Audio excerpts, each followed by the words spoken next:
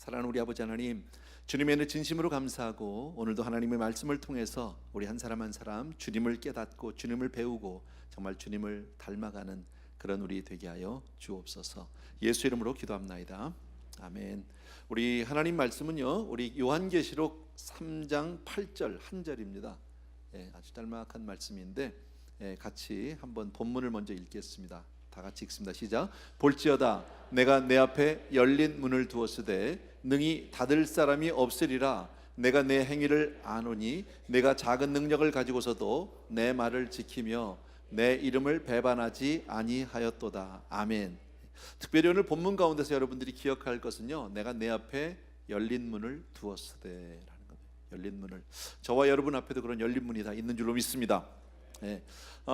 오늘부터 제가 몇 번에 걸쳐서 좀 같이 나눌 이야기는요, 사실은 이 모든 그런 그 컨셉은 그 존 오트버그라고 목사님이 계시는데 그분이 쓰신 책에서 All the places to go, How will you know라는 그런 책에서 좀 많은 부분을 제가 공부하면서 나누게 됩니다. 언젠가도 여러분에게 한번 소개한 적이 있습니다. 오래전에 그 어네스트 헤밍웨이라고 하는 아주 그 정말 위대한 문호가 있잖아요. 근데 그분이 이제 그 술집에서 이렇게 술을 마시는데 주변에 있던 몇몇 사람들이 조금 장난을 걸었답니다. 당신이 그렇게 글을 잘 쓴다는데 짤막한 6단어 가지고 당신이 정말 많은 사람의 감동을 줄 만한 그런 글을 쓸 수 있겠느냐? 짤막한 6단어로. 이제 그랬더니 해밍웨이가 잠시 고민을 하고 나서 냅킨에다 이렇게 썼대요. 근데 그게 굉장히 유명한 글이 됐습니다. 그래서 그로부터 미국에는 그런 6단어로 글짓기가 대유행이 돼서 그런 책들이 나오고 뭐 그랬답니다. 근데 그분이 썼던 글은 좀 쎄하긴 하지만 이런 겁니다. 보여주십시오. 영어로 for sale, baby shoes never worn. 무슨 얘기입니까? 애기 신발 팝니다. 근데 한 번도 신어보지 않은 신발입니다. 짤막한 문장이지만 뭘 알 수 있습니까? 어떤 형편인지는 모르지만 아기가 혹시 유산이 됐든지 혹은 아이가 사고로 죽었든지 신발을 신어보기도 전에, 근데 그 신발을 정말 없는 형편의 아기를 위해서 준비했는데 다시 팔아야만 하는 그런 가난한 가정, 뭐 이렇게 굉장히 좀 슬픈 이야기가 되겠죠. 짤막한 문장이지만 의미를 굉장히 우리 마음을 찡하게 만드는. 그래서 그 이후에 많은 사람들이 이런 글을 썼는데 제가 몇 가지 좀 재미난 글들을, 뭐 재밌지는 않습니다만은 좀 슬프긴 한데 작자 미상입니다. 누가 썼는지 모르겠는데 이렇게 돼 있습니다. Brought roses home, keys didn't fit.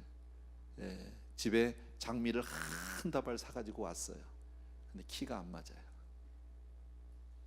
부부싸움 내지는 뭐 이혼 뭐 이런 게 느껴지죠. 그 다음에 cancer, only 3 months pregnant. 다 아시겠죠. 암 선고를 받았는데 3개월 선고 받았고요. 임신 중이에요. 참 쎄단 얘기죠. 참 속상한 건 요즘 세대를 대변하는 것 같아요. My dads met at Bible camp. 아빠는 원래 단수여야 되는 거죠. dads가 되면 안 되죠. 우리 아빠들은 어디서 만났다고요? 바이블 캠프에서.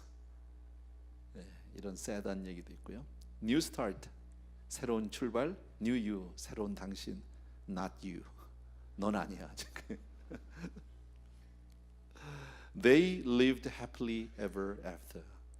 그 사람들은 아주 행복하게 살았습니다. 그런데 끝에가 뭐예요? Separately, 각각. 뭐 이런 짤막한 영어로 전부 6단어로 된 그런 글들인데 이런 글들을 여러분들의 소개하는 이유는 바로 뭐냐면요, 우리 인생이 자기 계획대로 되는 인생이 있을까? 그죠? 우리가 인생을 살면서 깨닫는 것은 내 인생이 내가 바라던 대로 마음먹은 대로 되어지지 않는다. 우리 뭐 다 경험해봐서 알죠, 그죠? 자기 전공대로 사는 사람이 몇 명이나 있습니까? 그죠? 잘 안 됩니다. 이처럼 우리 인생에는 많은 장애물들이 있고 예기치 않았던 어떤 그 위기들을 닥치기도 하고 또 기회가 있기도 합니다.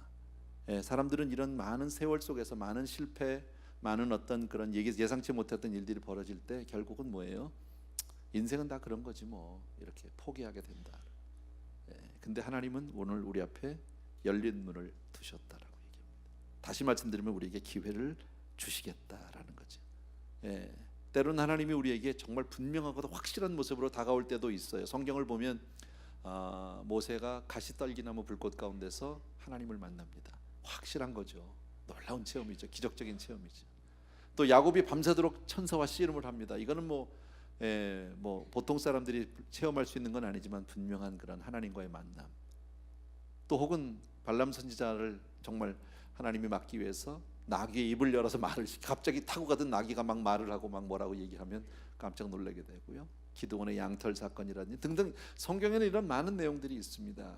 흔치는 않지만 일반적이진 않지만 그러나 꼭 그런 것만 있느냐 하면 그렇지 않아요. 평범한 일상 속에서 보통 사람들에게 찾아오는 하나님의 기회가 있다라는 겁니다. 그게 바로 오늘 본문 말씀이에요. 내가 내 앞에 열린 문을 두었으되. 이것은 빌라델비아 교회에게 주신 일반적인 말씀, 더 크게 말하면 우리 모두에게 주신 말씀이라고 저는 그렇게 믿습니다. 하나님 우리에게 열린 문을 두셨다. 믿으시면 한번 아멘. 감사한 일이죠. 열린 문. 그래서 문 그러면은 일반적으로 몇 가지 의미를 가지고 있습니다. 그래서 여러분 그냥 뭐 참고하라고 말씀드리는데, 첫 번째는 문 그러면 안전을 생각할 수 있는, 안전하다. 문 꼭 닫아. 문 잘 닫았니? 뭐 이런 얘기를 하잖아요. 그 무슨 얘기예요? 문을 꼭 닫아야 이제 안전하다. 그래. 도둑이 못 들어온다든지 뭐 이런 거. 또 그런가 하면 문의 의미에는 비밀스럽다라는 뜻이 또 있을 수 있어요. 도대체 문을 꼭 닫고 뭘 하는지, 그죠? 그 문 뒤에서 벌어지는 무슨 일이 있는지 우리 잘 모른단 말이지. 또 문에는 거절감, 거절이라는 것도 볼 수 있어요. 그녀는 내 앞에서 문을 쾅 닫았다. 거절한다는 의미가 되겠죠.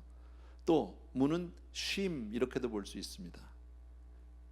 방문을 닫고 혼자만의 시간을 이제 가졌다. 뭐 이런 거. 쉼. 그러나 오늘 본문에서 얘기하는 내 앞에 열린 문을 뒀다라는 것은 지금 제가 말씀드렸던 이런 의미 중에 어느 하나도 아니죠.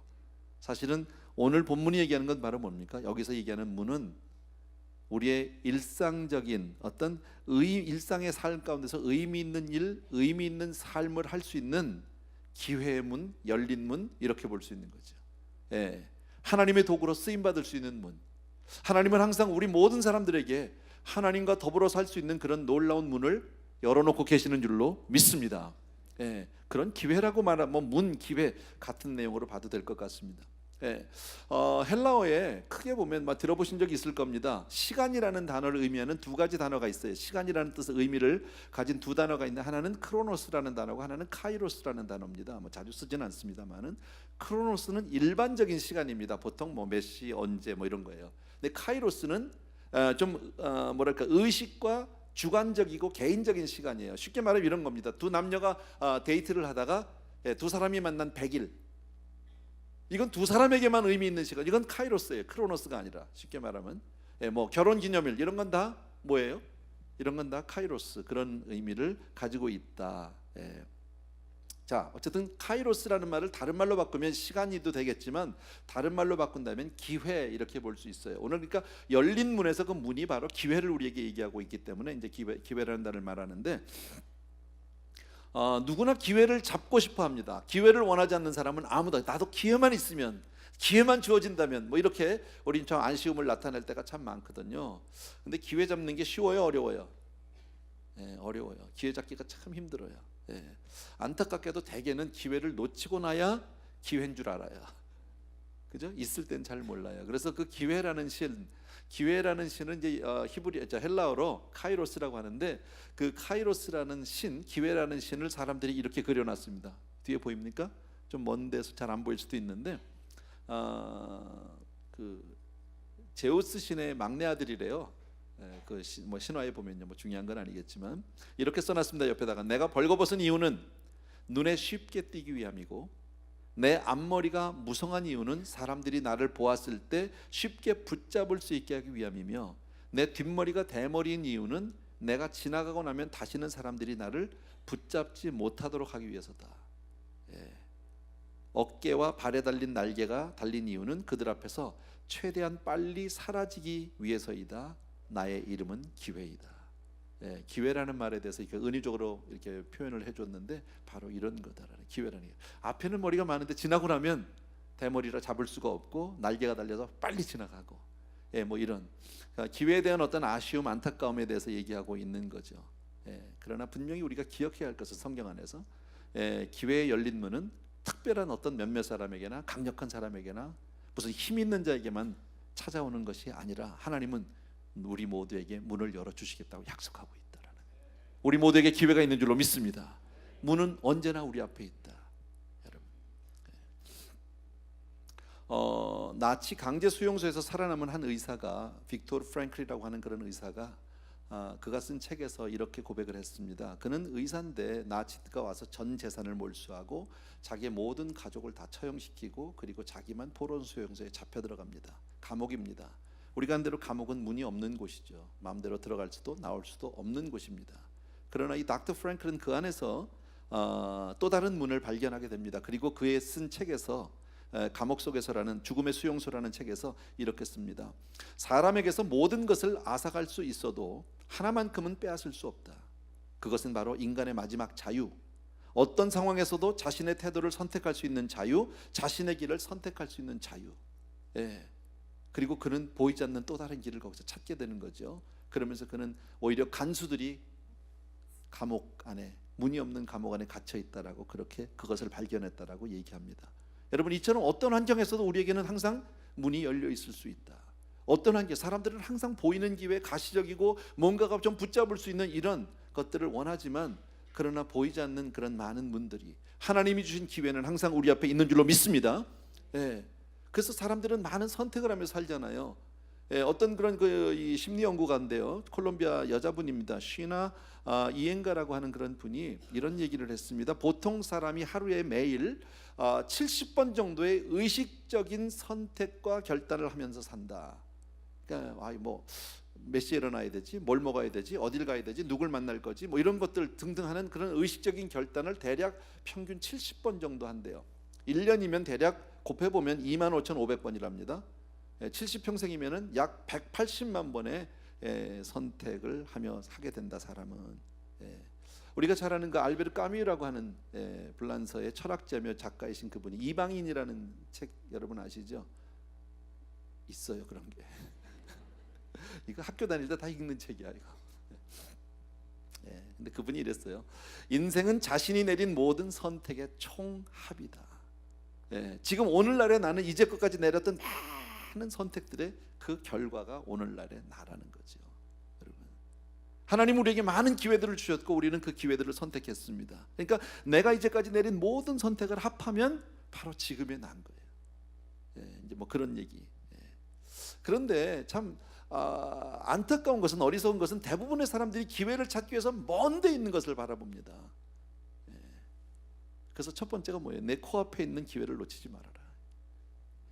기회는 항상 우리 앞에 있다. 내 앞에 열린 문을 두었다. 멀리 있지 않다라는 거예요. 꿈을, 무지개를 찾지 말라는 거예요. 지금 당장 오늘의 절호의 기회를, 먼 곳만 기웃거리다가 그것만 바라보다가 코앞에 있는 기회를 놓치는 사람들이 얼마든지 있다. 하나님은 우리 모든 사람에게 동일한 기회를 주셨다라고 오늘 말씀한다. 내 앞에 열린 문을 두었다고 분명히 말씀합니다. 기회는 각각 우리 앞에 있는 줄로 믿습니다. 그런데 그 기회가 있을 때 잡지 않거나 그것을 내가 선용하지 못하거나 악용을 해버리면 행운의 기회는 사라져버리고 만다. 아주 간단한 예는 이런 겁니다. 학생이 교수의 가르침을 따르면서 열심히 공부하는 것은 자신의 기회를 붙드는 겁니다. 공부는 때가 있다고 그러잖아요. 공부할 때 해야 돼. 근데 대부분 잘 안 하잖아요. 저는 그랬어요. 제가요 늘 그런 얘기해요. 내가 학교 다닐 때 너무 공부를 안 하고 말을 안 들어가지고 벌 받나 보다. 그래서 평생 책하고 싸울 수밖에 없는, 성경하고 씨름할 수밖에 없는 그런 일을 하게 하나님이 만들었나 보다. 학교 다닐 때 내가 지금만큼 공부했으면요 하버드 10번 갔다 왔어요. 진짜로. 끝이 없어요. 여러분들에게 예화 하나를 전해드리고 할 때 사실 책 한 권 봐도 예화 한두 개 찾기가 쉽지 않아요. 똑같은 예화 몇 번 써먹으면 성도님들이 막 속으로 막 공부도 안 하나 이럴 것 같기도 하고, 대놓고 얘기는 안 하지만 그럴 때 막 우기죠. 좋은 영화는 계속 보는 거야. 어쨌든 오늘에 있는 기회를 내가 살리지 못하면 미래의 나는 없다라는 거죠, 여러분. 그런 기회를 놓친 안타까운 예가 성경에 하나 있죠. 우리들이 잘 아는 내용이 있어요. 젊은 부자관은 여러분 아시죠? 주님 찾아왔어요. 선한 선생이여 내가 어찌하여 영생을 얻겠냐고. 주님이 여러 이야기를 하고 나서 마지막으로 한 가지 얘기 우리 기억하죠. 내게 있는 많은 재물을 팔아서 가난한 자들을 나눠주고 그리고 나를 따르라. 근데 그 다음 귀절이 뭐예요? 그가 재물이 많은 고로 근심하며 떠났더라. 그 기회를 못 잡은 거죠.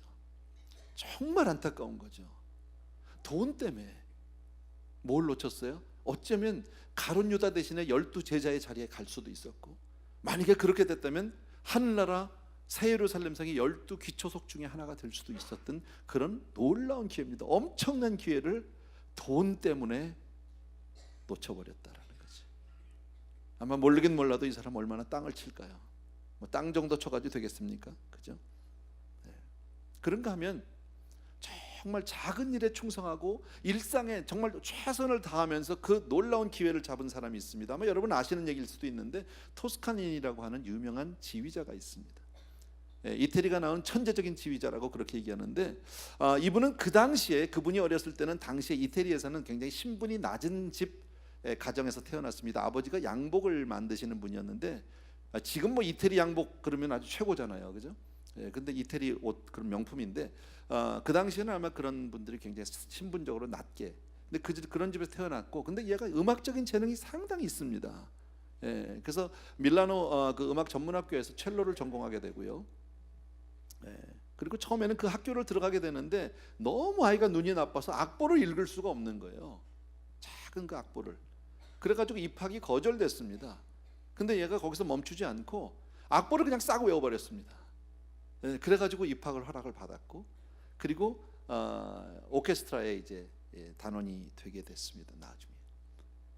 그리고 이제 오페라 아이다라고 하는 큰 공연을 하게 되는데, 주최 측하고 이 그러니까 오케스트라의 지휘자하고 사이에 어떤 충돌이, 마찰이 생겨서 공연 시간을 몇 시간 앞두고 지휘자가 그냥 가버렸어요.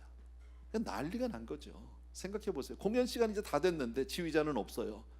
어떻게 이 공연을 하게 됩니까? 오페라를요, 아이다를. 그래서 막 그냥 고민을 하는데, 그때 지휘 그 단원들이, 오케스트라 단원들이 이 토스카니니를 추천을 하게 됩니다. 한번 해보시. 얘가 악보를 다 한다고. 근데 그때 토스카니니의 나이가 19살이랍니다. 그러니까 19살짜리를 그 연주를, 대곡을 연주하고 그걸 지휘를 한다는 것은, 이건 도무지 이해가 안 돼. 그리고 한 번도 경험이 없잖아요. 뭐 검증된 게 없는 사람 아닙니까? 그러나 대안이 없으니까 어쩔 수 없이 토스카니니를 올렸습니다. 그 왔던 이 청중들이 그걸 보면 젊은 애가 하나 올라오니까, 어린애죠. 젊은 청년이 하나 올라오니까 막 웅성거리기 시작을 하고 야유를 보내고 막 주최 측에 대해서 원망을 하기 시작을 합니다. 제일 먼저 나와서 토스카니니가 한 일은 뭐냐? 지휘단에 올라서 악보를 접습니다. 어차피 자기는 볼 수 없습니다. 딱 접었어요. 그리고 나서 손을 들고 연주를 시작하기 시작하는데, 정말 그날 너무너무 기가 막히게 지휘를 잘하고 연주를 마쳐서 공연을 마쳤습니다. 마지막에 끝나고 나니까 모든 사람이 일어나가지고 기립박수를 치면서 환호와 박수와 갈채 응원. 그때로부터 그가 유명한 지휘자의 길을 걸어가기 시작해서 세계적인 지휘자로. 정말 작은 일이죠, 일상에서. 그러나 그는 자기 앞에 있는 그 기회를 놓치지 않았던 사람이다라는 겁니다. 우리가 잘 아는 성경 말씀 가운데, 보라 지금은 은혜 받을 만한 때요, 보라 지금은 구원의 날이로다. 우리 너무너무 잘 아는 말입니다. 구원받을 기회도, 천국의 영생을 얻을 기회도 항상 내 앞에 있지만, 우리 코앞에 있지만, 모든 사람이 구원을 받는 것은 아닙니다. 왜요? 그 기회를 기회로 여기지 않으니까. 그죠? 하나님은 저와 여러분 앞에 기회의 문을 열어주셨다고 오늘 말씀하신다. 아멘입니까 여러분? 네. 이스라엘 사람들은 하나님의 선민이죠. 이 사람들은 꿈꿨어요. 그래서 자기들은 강력한 나라가 되고 위대한 군대가 있고 전 세계에 우뚝 서는 그런 나라를 꿈꿨는데, 그들의 현실은 그렇지 못했습니다. 포로 생활과 압제와 핍박과 나라와 민족을 잃고 흐트러져 버리고 얼마나 슬펐는지 모릅니다. 하나님이 그들 앞에 열어놓은 문이 뭘까요, 여러분? 그들의 기회와는 달리 현실은 너무나도 암울하고 어려웠지만, 그러나 하나님은 국가에 대한 문을 닫은 대신에 그들의 영적인 문을 활짝 열어주셨다라는 거예요. 생각해 보세요. 당시에 그 강대국들이 많이 있었잖아요. 우리가 다 역사적으로 아는 거니까요. 애굽이라든지 바벨론이라든지 메대와 바사라든지 아수르라든지 뭐 등등 그 강대한 나라들. 지금은 다 자취를 감추고 그저 허무한 이름만 남아있는 나라가 되고 말았다. 여러분, 하나님이 아닌 것은 영원하지 않습니다. 여러분, 그래서 성경 안에서 있는 문은, 성경에서 하나님 우리에게 제시하는 문은 꼭 우리의 유익만을 위해서 있지는 않습니다. 내가 세상에서 바라는 어떤 부귀영화를 위해서 열려 있는 것은 아닐 수도 얼마든지 있다라는 겁니다. 예. 또 하나요, 열린 문은 그런 의미에서 미래를 보장해 주지 않아요. 하나님은 저와 여러분 앞에 열린 문을 주셨지만 그것이 앞으로 내가 잘 되고 부자가 되고 유명해지고 커지고 편안해, 그거를 보장해 주지 않아요. 기회, 가능성, 신비, 이런 것만, 그냥 글자 그대로 열린 문은 열린 문일 뿐이에요. 그 문 뒤에는 들어가 봐야 알아요. 우리는 모르죠. 우리 앤드류 선교사님 뭐 제가 오랫동안 안 거는 아닙니다. 솔직히 저희 교회하고 이렇게 인연이 된 건 그래도 꽤 오래돼, 한 10년은 됐는데 왔다 갔다 뭐 가깝게 지내지는 않았습니다. 제가 듣기로, 어제도 잠깐 말씀해 주셨지만 샌호세 쪽에서 IT 쪽에서 일을 하셨고, IT 산업에서요. IT 쪽에서 일하려면 공부 좀 해야 될 걸요. 또 뉴욕에도 계셨고 LA에도 사셨고, 그러다가 아마존에 갔어요. 또 함께 섬기시는 양 목사님이라고 같이 계세요. 동역하시는 목사님 계세요. 그분도 삼성연구원 출신 박사세요. 미국 대학에서도 일을 하셨던 분이고요. 교수님이니까 제가 잘 모르겠지만 어쨌든요. 정말 지성과 학식 다 가지고 있는 분들인데 문이 열린 문으로 들어갔는데 아마존으로 가신 거죠. 육신으로만 본다면, 환경으로만 본다면 너무나도 힘들고 어렵고 정말 척박한 땅일지 모르는데, 저는 지난번에 제가 지난 여름에 6월 달인가요? 그때가 7월인가 기억이 안 나는데 어쨌든 갔어요. 아마존에 가서 뵀어요. 며칠 갔다 왔지만 저는 그때 뭘 봤냐면요, 만족, 행복, 이런 단어를 보고 왔어요. 누구에게서? 사모님에게서. 사모님 보면 그냥 뭐 우리가 흔히 볼 수 있는 그냥 LA의 부인이에요. 예쁜 여자, 소박한, 뭐 소박하다고 그래야 되죠. 어쨌든 뭐 그런 분이에요. 아마존하고 좀 안 맞는 그림. 근데 아마존에서 뵌 사모님은 너무 행복하시는 거예요. 그리고 거기가 집인 거예요. 동네를 다니면서 사람들하고 교제를 하고 뭐 그런 모습이, 그리고 은퇴를 해도 그냥 거기 사시겠다, 이런 얘기를 하시는데, 그게 그냥 입으로 하는 얘기가 아니라 실제로 그런 행복을 봤어요. 하나님이 열어주신 그 문이겠죠. 행복한 거죠, 여러분. 오늘 하나님은 우리에게 어쨌든 미래에 대한 보장을 주지 않아요. 또 하나, 하나님은 문을 우리 앞에 두었다고 얘기했잖아요. 내가 내 앞에 열린 문을 두었으되, 근데 어느 문으로 가라고 얘기를 안 했어요. 문이 하나라는 얘기도 아니에요, 그죠? 저 문이 몇 개나 있는지 몰라요. 아까 우리 어떤 선택이라는 면에서 본다면 우리네 일생 앞에는 약 180만 번 이상의 선택의 기회가 있는 거죠. 어느 문으로 가라고 성경이 얘기해 주질 않으세요. 그러니까 그게 고민이고 어려운 거죠. 결정 내리기가 너무 어렵죠. 왜? 잘못된 선택을 할지도 모르니까. 우리도 그것 때문에 고민하잖아요. 제가 개인적으로 하나님의 뜻에 대해서 상당히 고민을 많이 했던 목사 중에 하나입니다. 저는요, 하나님의 뜻을 어떻게 하면 알 수 있을까? 제 기억에 적어도 3년 정도를 제가, 물론 그것만 한 건 아니지만 3년 정도의 시간을 가지고, 오래전입니다, 굉장히 오랫동안 고민했어요. 왜? 하나님의 뜻대로 내가 순종하고 싶어서, 하나님의 뜻대로 살고 싶고, 내 인생을 내가 실패하고 싶지 않아서 그렇게 고민하면서 많은 목사님들의 설교도 들었고 책도 보았고 나름대로 연구도 해봤습니다. 그리고 3년 뒤에 얻은 결론이 모르겠다, 그게 답이었었어요. 하나님의 뜻은 알 수 없다, 그게 답이었어서 제가 내린 3년 뒤에. 그런데 한 가지 놀라운 게 뭔지 아세요? 근데 나는 자유했어요. 그때 이후로 하나님의 뜻이라는 문제로부터 나는 굉장히 자유할 수 있었고, 그 다음부터는 제가 하나님의 뜻에 대해서 더 이상 고민하지 않아요. 그게 제가 얻은 가장 큰 수확이에요. 저는 그래서 가끔 성도님들에게 기회가 되면 거기에 대한 세미나를 좀 이제 그 성경 공부를 하는데, 주일에 다룰 만한 그런 부분 너무 많아서 양이 다 할 수는 없어요. 그러나 간단히 말씀드리면 하나님의 뜻은 모르는 게 정답이에요. 답답하죠, 이렇게 얘기하면요. 뭔가 쫙 집어주면 좋겠는데 근데 몰라야 돼. 알면 안 되는 거예요. 이게 오히려 왜? 인생은 모르는 가운데 고민하고 그것 때문에 내가 막 머리를 쥐어짜고 그냥 거기서 막 갈등하고 이러면서 크는 거예요. 그래서 인생은 사춘기가 반드시 있어야 돼. 사춘기를 겪지 않으면 성인이 안 돼. 철이 안 들어. 쉽게 말하면요. 하나님은 똑같은 과정을 우리에게 영적으로도 똑같이 경험을 시키기 때문에 몰라야 된다라는 거죠.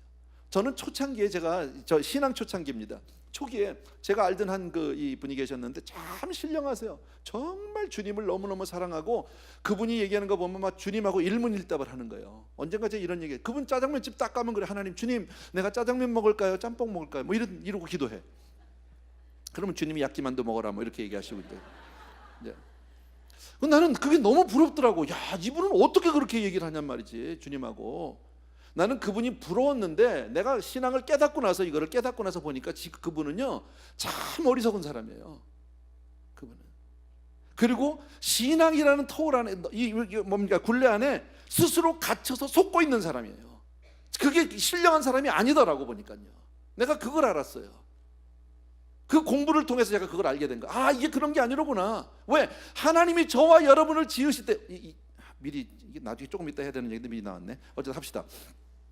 순서가 중요한 건 아니니까. 근데 자, 우리가 자식을 키워보면 쉽게 알아요. 여러분, 내가 자식을 키우면서 여러분들 어떤 자녀가 되길 원하십니까? 일거수일투족 부모가 얘기해 준 대로 다 순종하고 그대로만 하는 애가 이쁘고 착하긴 해, 어려서는. 근데 커서도 그렇게 살면요, 그건 골칫덩어리예요. 걱정거리예요, 그건요. 우리는 어떤 사람, 어려서는 그럴 수 있어요. 애가, 엄마가 앉아라, 밥 먹어라, 이제는 자야지 하면 그때 자는 게 애가 맞는 거예요. 근데 다 커서 20살, 30살 난데도 엄마가 자야지 그러면 자고, 먹어야지 그러면 먹고, 그만 먹어라. 몇 숟갈 더 먹을까요? 2숟갈 더 먹어라. 만약에 이러고 나가면요, 그건 정말 골칫덩어리예요. 어려서는 그런 과정이 있을 수 있지만 커가면서 아이가 스스로 모든 것을 판단하고 결정하고 바른 결정을 내리는 사람, 정말 올바른 인격을 가지고 있는 사람을 만드는 것, 성숙한 인격을 만드는 것, 그게 우리의 목표 아니에요? 하나님도 마찬가지다라는 거예요. 어려서는 우리가 하나님 앞에 주여 내가 정말 어디로 가오리까 한 발짝 물어볼 수 있지만, 그러나 하나님이 우리의 인생을 지을 때 하나님의 형상을 쫓아서 지정의를 주셨습니다. 스스로 모든 것을 결정할 수 있는 우리에게 뭘 주셨어요? 우리에게 자유의지를 주셨어요. 내가 할 수 있는 것은 내가 하라는 거예요. 제가 자주 이런 말씀드리죠. 자, 밥상을 차려놨습니다. 엄마가. 기도해야죠. 우리는 무슨 기도합니까? 감사 기도합니다. 잘 먹겠다고, 좋은 음식 주셔서 고맙다고, 정말 이렇게 풍성히 먹게 해주셔서 감사하다고, 건강 주셔서 더 열심히 살게 해달라고, 그 기도합니다. 근데 만약에 밥상 차려놓고 기도하는데 무슨 기도합니까? 아버지 하나님, 무엇을 먼저 먹을까요? 국을 먼저 먹을까요? 밥을 먼저 먹을까요? 만약에 밥상 차려놨는데 애가 엄마한테 묻습니다. 엄마, 나 뭐 먼저 먹어야 돼? 밥은 얼만큼 떠야 돼? 숟가락을 먼저 들어야 돼? 젓가락을 먼저 들어야 돼? 그러면 맞아야 돼. 그건 때려야 돼. 무슨 일인지 아시겠어요? 그러니까 하나님의 뜻을 일거수일투족, 하나님의 뜻을 구하는 건 좋지만, 큰 범주 내에서는 하나님에 대해 순종하고 사는 게 맞지만, 일거수일투족을 하나님의 뜻대로만 살려고 실패하지 않으려고 그럴 필요 없다라는 거예요. 왜? 아이는 넘어지면서 크는 거니까. 아이는 실수를 통해서 깨달아가는 거니까. 믿습니까, 여러분? 그게 바로 우리 열린 문을 뒀다는 데서 우리는 어느 문을 갈지를 고민을 합니다. 이 문을 가면 성공할까? 이 문을 가면 아닐까? 그게 중요한 게 아닙니다. 저는 제 인생을 돌아봤습니다. 설교 준비를 하면서요. 저에게도 똑같이, 저는 20대 중반에 주님을 만나서 오늘까지 왔는데, 그 사이에 저도 결혼을 하고 아이가 있고 가정을 돌봐야 될 책임이 있고 하니까 내가 무슨 일을 해야 되지? 어떤 직장을 해야, 내가 정말 돈을 어디 가서 벌어, 이런 고민 안 해본 사람이 있겠습니까? 많은. 근데 하나님의 은혜 가운데 제 삶에서 모든 순간에 그런 걱정과 고민과 갈등의 순간에 항상 하나님이 저를 주께로 향하게 해주셨다는 거예요. 하나님께로 나가는 길을 택하게 해주셨다. 너무 감사한 거예요. 여러분 아시지만 우리 교회에, 제가 늘 이런 얘기, 정말 우리 교회가 오늘까지 개척해서 오면서 거의 지금 19년을 달려오고 있는데, 오면서 정말 제가 한 게 없어요. 정말 하나님의 은혜로 왔어요. 내가 이거 멋있자고 이러는 게 아니야. 이거 다 털어놓으면 다시 난 손해요. 내가 좀 한 것 같아요. 멋있잖아 내가. 그래 여러분이 날 좀 알아줄 텐데. 근데 실제로 한 게 없어요. 왜냐하면 여러분 보세요. 전에 다른 교회 다녔던 분들이 우리 많잖아. 일반적으로 다른 교회 보면, 일반적으로 교회는 연초가 되면 뭘 합니까? 성장 목표를 세웁니다. 금년 목표 10,000명 나와야 되는 거 아니에요? 금년에 우리 예산 얼마 나와야 되잖아. 우리 교회 개척부터 지금까지 한 번이나 성장 목표 세운 적이 있냐고. 예산 세워본 적이 있냐고요. 여러분, 그걸 안 세우는 게 잘했다는 뜻은 아닙니다. 목표를 정해놓고 열정을 가지고 열심히 나가는 거 잘하는 겁니다. 그러나 저는 한 번도 그걸 못 해봤습니다. 왜? 그냥 주님이 이끌어준 대로 왔으니까. 그게 저의 목회고 그게 우리 교회예요. 모르겠어요. 앞으로 이 다음에 뭐 2대 3대 목사님이 오셔서 한 목표를 정하고 뛰어나가 그럴 수 있겠죠. 그러나 제 인생을 보니까 나는 내가 어디를 가고 뭘 하고 얼마나 크게 돼, 이게 중요한 것이 아니라 내가 오늘도 주께로 가느냐 아니 가느냐, 그게 중요한 문제예요. 내가 주님을 향하느냐 아니냐가 중요한 거지, 뭘 하느냐, 내가 뭐가 되느냐는 나에게 중요한 문제는 아니더라라는 겁니다. 여러분, 얼마나 우리가 많이 고민을 합니까? 어느 학교에 가야 될지, 어떤 전공을 택해야 될지, 졸업 후에 내가 진로는 직장은 어느 쪽으로 가야 될지, 어디 가서 살아야 될지, 동부를 가야 되나 서부를 가야 되나, 내가 어느 사람이 어느 놈하고 결혼을 해가 내가 평생을 잘 살 수 있나, 뭐 이런 거 고민 다 해보는 거 아니에요, 누구든지? 근데 그 고민대로 되더냐고. 아까 제가 처음에 말씀을 드렸지만 우리 인생 가운데 내 생각대로 내 계획대로 된 인생이 있냐고요. 없다니까. 주께서 인도하신 대로 가는 것, 그것이 복음이에요. 그것이 축복이에요. 여러분, 셰익스피어 4대 시곡 가운데 우리 잘 아는 햄릿을 안 읽어본 사람도 다 아는 게 하나 있어. 한 번도 햄릿 제목만 아는 사람도 이건 알아. 사느냐 죽느냐, 그것이 문제로다. 이게 왜 전 세계적으로 시대를 떠나서 막론하고 모든 사람이 다 아는 한 프레이즈가 됐을까요? 이유가 뭘까요? 그게 다 우리가 공감하니까. 인생은 이런 갈등 가운데 있게 마련이다. 자, 그래서 우리가 선택의 기로에 있는데 뭘 선택할 것인가? 주를 택하는 거예요. 하나님을 향하는 거예요. 아멘입니까 여러분? 돈을 쫓아가는 게 아니고 사람을 쫓아가는 게 아니라 명예를 쫓아가는 게 아니라 하나님을 쫓는 저와 여러분 되어야 할 줄로 믿습니다. 아멘. 성경은 주님께서 한 번도 저와 여러분을 아주 편안하고 익숙한 곳에 머물라고 한 적이 한 번도 없습니다. 우리는 그걸 원합니다.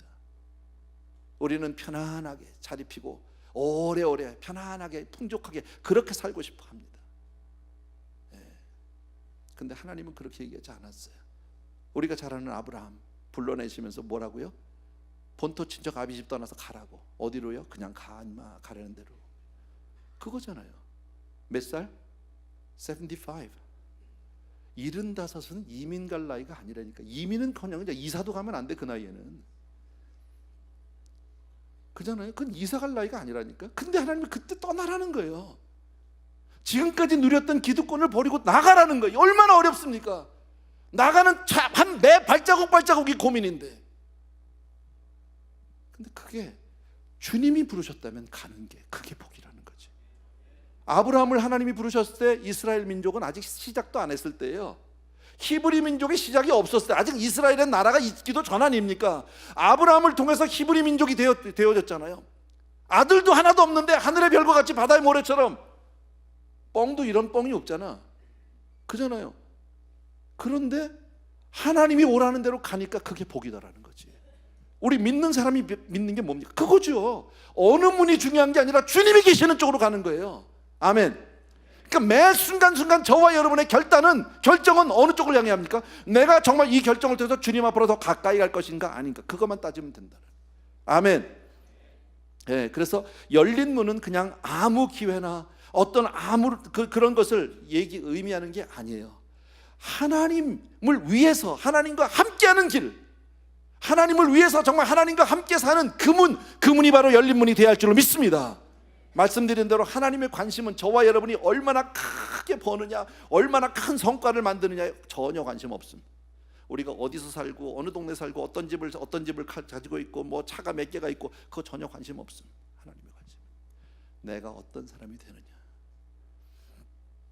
그런 내가 누구냐, 그걸 하나님이 묻는다라는 거예요.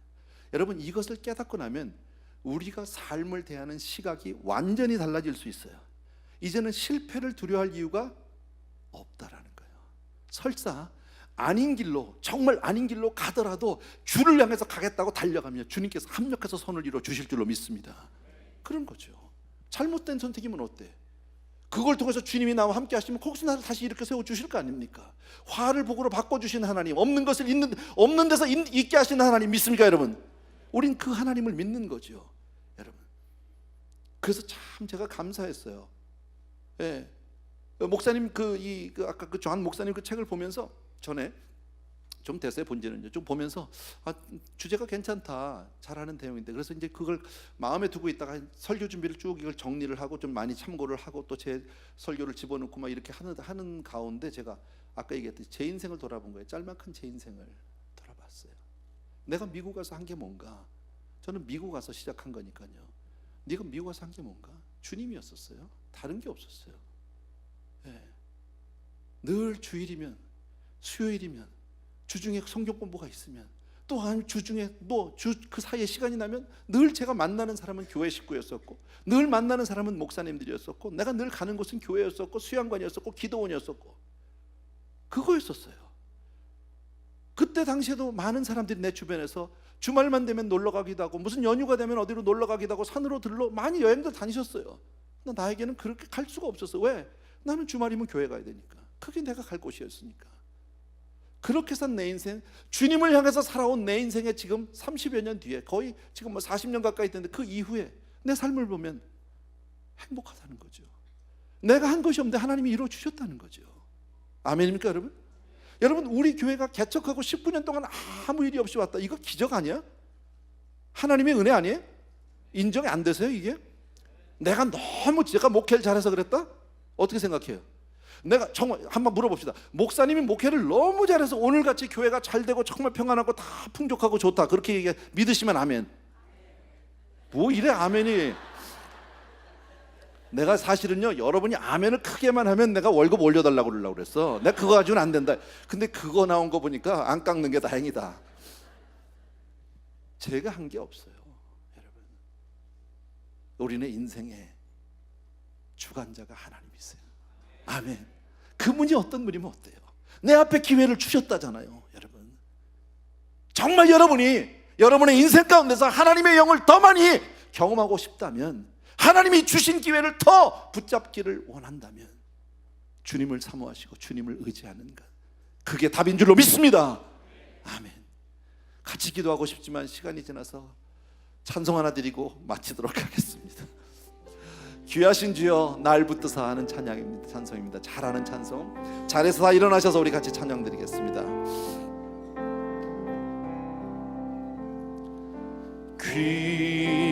귀하신 주여, 날 붙드사 주께로 날마다 더 가까이, 저 하늘 나라 나 올라가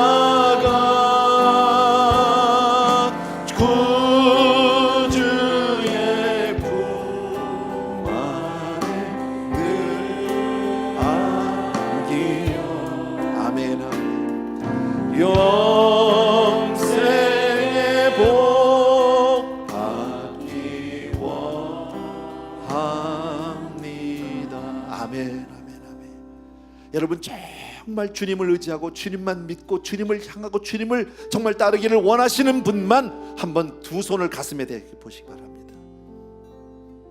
주님, 내가 정말 그렇게 살겠습니다. 내 앞에 주어진 많은 문들, 그 기회들, 나는 무엇이 진짜 좋은 기회인지 아닌지 나는 구별할 수 있는, 그것을 내가 분별할 수 있는 능력도 없지만, 주님 계신 곳으로 내가 가기를 원하고 주님이 부르시는 곳으로 나아가기를 원합니다. 사랑하는 주님, 우리 사랑하는 성도님들이 두 손을 가슴에 대고 이 시간에 주님 앞에 정말 전심으로 하나님 앞에 이렇게 메어 달립니다. 우리를 불쌍히 여겨 주옵소서. 그리고 우리를 긍휼히 여겨 주시옵소서. 그리고 우리 성도님들을 정말 주님이 원하는 걸음만 걸어갈 수 있도록, 주님이 복 주시는 곳으로만 갈 수 있도록 늘 우리의 걸음을 지키시고 우리를 보호하시고 마음껏 축복하여 주시옵소서. 오늘도 하나님 앞에 드려지는 이 아름다운 예물이 바로 우리의 믿음의 고백이요, 우리의 삶이요, 우리의 눈물입니다. 주님, 받으시고 우리 성도님들을 마음껏 축복하여 주시옵소서. 이제는 우리 주 예수 그리스도의 은혜와 하나님 아버지의 그 무한하신 그 사랑하심과 성령님의 오늘도 한 분 한 분 머리머리 기름 부으시고 그 심령 가운데 큰 감동과 정말 떨림을 주시어서 주를 위해 살겠다고, 주를 향해 나아가겠다고 결단하는 모든 사랑하는 우리 성도님들을 위해 이제로부터 영원토록 함께 계실지어다. 아멘.